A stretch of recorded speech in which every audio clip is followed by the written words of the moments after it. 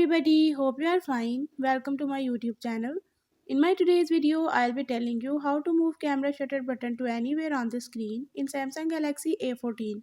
But before that, hit the red subscribe button and the bell icon to stay updated.